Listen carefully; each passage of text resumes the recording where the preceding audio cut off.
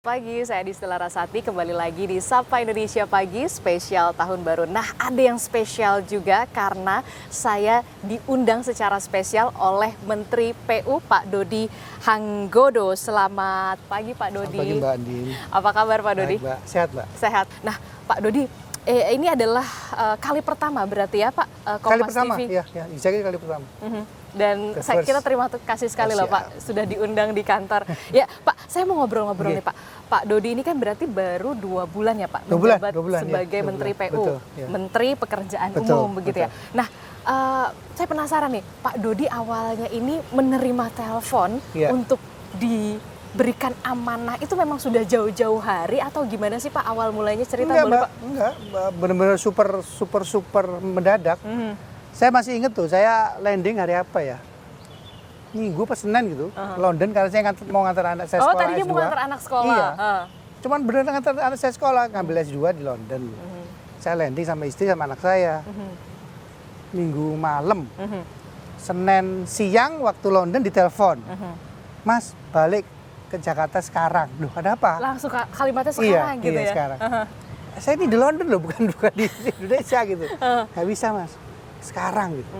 Loh, ada apa? Udah balik aja dulu, nanti kita ngomong lagi berikutnya. Saya itu belum ada clue-clue sama sekali, itu belum ada tuh Pak? Bingung kok sekarang ya. Ya karena ada perintah begitu, saya tahu juga siapa yang nelpon gitu kan. Setelah itu saya rundingin sama istri saya, anak saya ngamuk. Gimana sih Pak, katanya bantuin pindahan. Yang tercepat SQ. Ya besoknya, ya udah beli baru tiket keesokan harinya balik lagi ke tanah air. Istri saya nggak mau ditinggal sendiri, ikut saya pulang. Apa yang sempat terfikirkan dari seorang Pak Dodi Hanggodo kemudian diberikan amanah oleh Pak Prabowo sebagai Menteri PU? Ya pertama kali saya langsung innalillahi wa inna ilaihi raji'un gitu kan. Saya kan bukan siapa-siapa, terus background saya kan 100% swasta, ya nggak 100% swasta lah. Saya dulu pernah dimintain tolong teman-teman di BRR kan, ngerjain Acep dan Nias. Waktu itu saya diposisikan di BRR Nias. Ada sedikit, tapi kan itu maybe only part like 10% or less dari kehidupan profesional saya kan. Jadi benar-benar something new. Ya tapi Pak Prabowo kan selalu ngomong, ini untuk bangsa dan negara loh ya. Selalu. Gaji lu turun drastis, ya lu jangan minta apa-apa gitu, mesti ngencangin ikat pinggang, jangan nyolong lo ya, gitu, Bu. Ngomongnya itu udah begitu, saya nyolong apa, saya nyolong apa, pikiran saya gitu, tapi kan saya nggak berani bantah Pak Presiden kan, saya nyolong apa, Presiden saya nggak ngomong begitu, ya sudah, karena untuk bangsa dan negara, ya sudah, saya bilang Pak siapa kalau itu mau Pak perintahkan, ya sudah, terus mohon izin Pak. Saya mau taruh di mana? Kamu banyak tanya, sudah. Kamu ikut aja prosesnya. Gitu. Oh, jadi sebelumnya memang belum ada omongan tuh akan ditempatkan sebagai negara itu saya nanya. Waktu dipanggil di Kertanegara saya nanya, Pak mohon izin, saya nanti mau di mana Pak? Kamu banyak nanya, sudah kamu pokoknya siap dulu. Nanti karena itu kamu ikutin prosesnya, siap. Ya gitu doang. That's it, that's all. Period tuh. Jadi cluenya cuma kamu siap? Siap Pak. Ya udah. Titik tuh, nggak pakai koma tuh. Ya sudah ikut proses tuh. Nah baru waktu di mana? Di Hambalang sudah ada santer ngomong, oh ini Menteri PU itu, tapi ya belum exactly the pointnya pada saat di pengumuman.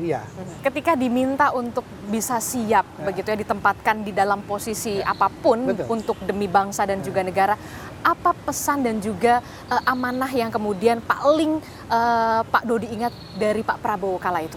Jangan nyolong. Jangan nyolong.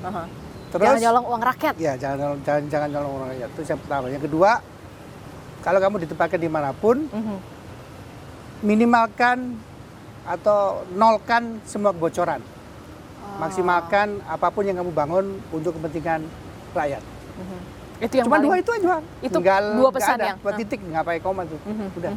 Jadi ada 2 pesan yang betul-betul mengena sekali dari seorang Presiden Pak Prabowo Subianto kepada para menterinya untuk sebelum bisa menjalankan tugas astacita dari Pak Prabowo ya. Nah ini yang kemudian juga menarik adalah kita tahu kementerian dulu kan namanya Kementerian PUPR. Kalau sekarang kan sudah dilebur Kementerian PU sendiri, Kementerian Perumahan Rakyat sendiri begitu ya. Nah kalau sebelumnya kan ada Pak Bas, Pak Bas 2 periode gitu kan. Banyak sekali proyek-proyek yang kemudian kemudian sudah direalisasikan di 2 periode kepemimpinan Pak Bas. Nah, kalau Pak Dodi sendiri, apa yang kemudian kembali diteruskan, proyek yang kembali diteruskan dari peninggalan dalam tanda kutip warisan Pak Bas ini? Semua proyek wajib saya teruskan lah ya, karena kan pasti pada kala itu semua proyek itu dikerjakan dengan maksud baik untuk bangsa dan negara pasti kan. Nah, tinggal kemudian saya pada hari ini harus menyesuaikan diri dengan visi besar dari Presiden dan Wakil Presiden kan. Cita-citanya yang paling utama adalah ketahanan pangan, ketahanan energi, dan ketahanan air. Yang Pak Prabowo selalu dengung-dengungkan adalah swasembada pangan. Swasembada pangan. Karena beliau sangat-sangat worried dengan kondisi geopolitik hari ini, benar-benar terjadi perang, dan manakala kita masih juga impor beras, kan akan jadi masalah besar di Republik Indonesia. Karena kalau manakala perang besar, pasti pemilik stok beras di luar nggak mungkin akan mau menjual bahan pokoknya kan kepada negara lain pun at any price. Saya yakin itu, dan Pak Prabowo juga meyakini hal itu. Itulah sebabnya kemudian swasembada pangan itu menjadi super penting bagi seorang Presiden Prabowo Subianto. Karena itu pula lah kemudian fokusnya yang saya fokuskan ke situ, lebih ke situ, Mbak. Caranya apa yang mendukung pangan? Misalnya kita ngomong bendungan. Kan bendungan itu per detik ini kita ngobrol itu ada sekitar 53 lah. 53 bendungan. Di 2019 sampai 2024. Sisanya itu ada sekitar tambahan 8 yang harus kita selesaikan sampai dengan 2026. Oke, jadi masih ada 8 bendungan lagi yang kemudian harus diselesaikan sampai 2026. Betul, jadi total ada 61-an. Nah, ini harus kita lihat lagi nih bendungan-bendungan ini. Kan tidak semua bendungan itu memang di awal itu dialokasikan untuk mendukung ketahanan pangan. Dalam hari ini adalah irigasi pertanian. Ada yang memang bendungan-bendungan yang fungsinya untuk 100% penanggulangan banjir, 100% untuk penyiapan air baku, air minum untuk masyarakat gitu. Nah, yang memang difungsikan salah satunya untuk mendukung ketahanan pangan, tinggal harus kita lihat lagi bagaimana kemudian irigasinya, mulai dari primer sampai tersiernya. Itu. Jadi itu yang paling utama. Terus yang kedua, jangan juga lupa petani-petani kita kan di pelosok-pelosok tuh. Jangan sampai juga kemudian pada saat panen mereka kesulitan, tidak bisa mengangkut hasil panennya ke pasar-pasar terdekat. Gitu. Karena kalau kesulitan, kemudian berarti kan sama dengan ongkos produksinya dia kan dalam tanda petik kan akan naik. Karena kan dia kesulitan mengangkut dari sawahnya ke pasar terdekat. Jadi ya percuma juga. Jadi targetnya adalah untuk di masa kepemimpinan PU di masa Pak Dodi Hanggodo ini lebih kepada meneruskan asta-cita dari Pak Prabowo. Soal bagaimana ketahanan pangan, kemudian lebih ke desa-desa, bagaimana irigasi, bendungan dan segala macam. Nah, ini kan juga dalam masa mudik Natal dan juga tahun baru, tahun Natal dan tahun baru begitu ya. Apa kesiapan dari Kementerian PU sendiri untuk masa mudik Natal dan tahun baru ini? Sebenarnya kalau itu kita kerjakan banyak hal ya. Salah satunya misalnya beberapa tol yang sudah mendekati masa-masa akhir penyelesaian kita fungsikan sebagai tol fungsional. Mungkin di Jawa itu ada sekitar 30-an kilo seingat saya. Dan sudah dirasakan manfaatnya juga. Kita harusnya mulai tanggal 20 itu kita mulai fungsionalkan. Harapannya sih bagaimana semua itu kemudian mempermudah masyarakat manakala mereka mau berlibur selama Natal dan Tahun Baru sih, basically itu juga. Tapi kita juga punya kewajiban yang lain. Kewajiban kita lain adalah mengantisipasi kalau ada bencana, karena kan sekarang kondisi cuacanya lagi super ya ajib sekali gitu kan.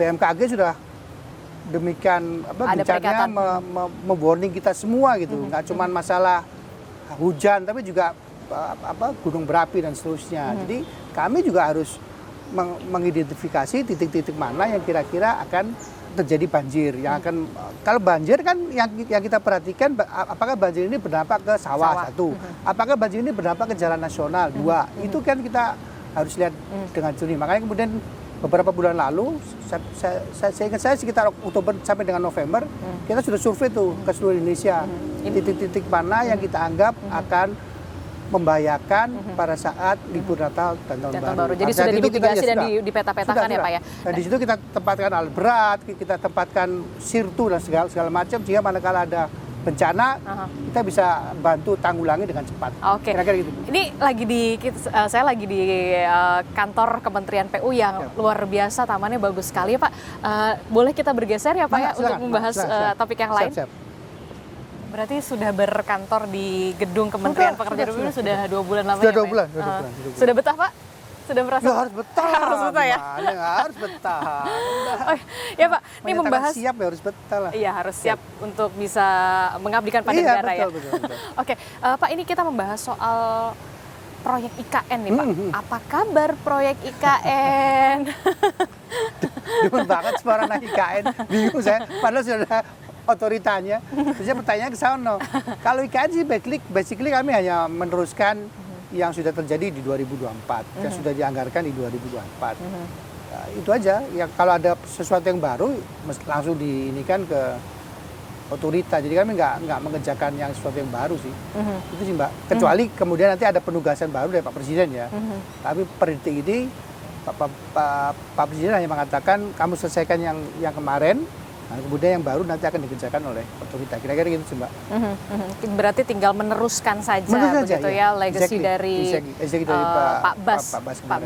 Tapi bagaimana kabar gedung eksekutif, yudikatif dan juga legislatif? Kalau itu kan memang Pak Prabowo sendiri menyampaikan dalam beberapa kesempatan pada rapat kabinet atau pada saat kita one on one itu, karena pada saat itu saya juga sempat nanya gitu, target beliau cuma satu.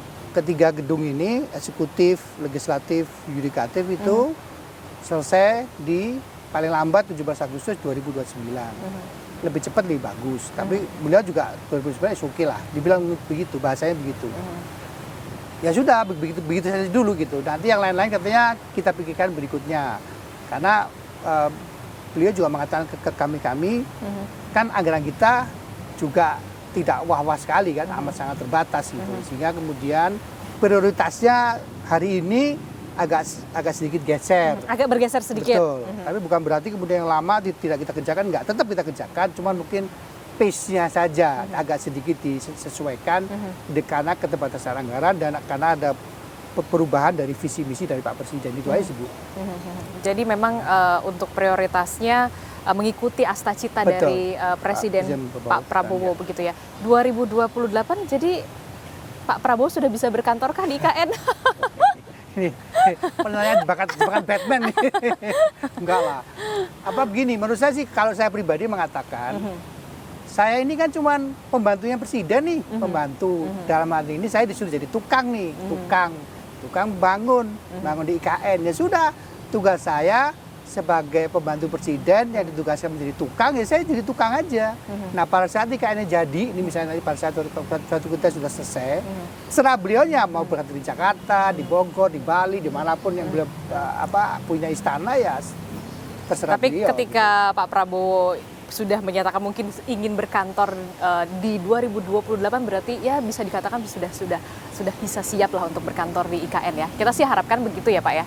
Nah itu soalnya statement itu saya nggak pernah dengar tuh. Yang saya dengar secara langsung adalah mengatakan bahwa paling lambat ketiga hal ini, eksekutif, yudikatif, legislatif ini harus selesai paling lambat dulu semuanya. 17 Agustus 2029. Apakah kemudian itu akan diikuti dengan Pak Prabowo berkantor apa enggak? Walau bishawab. Hanya Tuhan dan Pak Prabowo bisa menjawab. Walaupun itu di luar kemenangan. Di luar kemenangan. Oke. Maaf. Pak, terakhir Pak, proyeksi Kementerian PU di bawah kepemimpinan seorang Pak Dodi Hanggodo di 2025. 2025 paling utama adalah kita fokus di swasembada pangan. Itu nomor satu. Jadi fokus kita. Makanya kemudian kita berkolaborasi nih dengan Kementerian Pertanian. Jadi salah satu dirjen saya itu sudah menjadi anak buahnya Pak Menteri Pertanian. Sama juga salah satu dirjen Pak Menteri Pertanian menjadi anak buah saya. Jadi kalau Pak Pertanian kemanapun berada, dia bisa manggil dirjen saya at any time tanpa menginfokan ke saya. Gitu. Oh ya? Iya. Dan itu sudah terjadi. Bagi saya biasa-biasa aja. Terus kan PU ini kebetulan alhamdulillah punya balai-balai di seluruh Indonesia kan, di seluruh provinsi. Ya itu bisa langsung, beliau bisa langsung perintahkan. Jadi fokus utama nomor satu itu, bagaimana supaya harapan kita semua 2025 kalau bisa benar-benar swasembada pangan gitu. Jadi kekhawatiran seorang Prabowo Subianto, presiden kita, bahwa perang timbul kemudian masyarakat Indonesia nggak bisa makan, itu nggak akan terjadi, kira-kira gitulah. Itu Bu yang paling pokok utama. Jadi yang lain-lain juga pasti ada, misalnya kan nggak mungkin tadi saya bilang kan, sentra-sentra pangan itu semua kan di ujung-ujung dunia itu kan harus dibikinin jalan supaya pada saat mereka panen bisa keluar. Mudah. Itu juga harus kita perhatikan. Oke. Sesuai dengan asta-cita Pak Prabowo soal ketahanan pangan, itulah yang kemudian menjadi proyeksi 2025 dari Kementerian PU di bawah kepemimpinan seorang Pak Dodi Hanggodo. Betul. Kita benar-benar ucapkan terima kasih sekali, Kompas TV sudah diberikan kesempatan untuk main di Kementerian PU loh Pak ya, untuk pertama kalinya ya Pak ya. Nanti gak apa-apa kalau kita main lagi ya Pak. At any time. Oke. Terbuka lebar. Oke, terima kasih Pak. Terima kasih Bu. Selamat tahun baru dan sama-sama, Ibu. semoga Bapak amanah ya Pak ya. Amin. Amin insyaallah. Ya, selamat tahun baru juga Ibu dan untuk kepada Kompas TV. Oke, terima kasih banyak. Terima kasih Pak Dodi Hanggodo. Nah, itu tadi perbincangan ngobrol-ngobrol santai saya dengan Menteri PU, yakni Pak Dodi Hanggodo, bagaimana proyeksi Kementerian PU di 2025 termasuk juga dengan proyek IKN. Dan sesaat lagi usai jeda, Sapa Indonesia Pagi spesial Tahun Baru akan kembali. Jadi tetaplah bersama kami dalam Sapa Indonesia Pagi spesial Tahun Baru.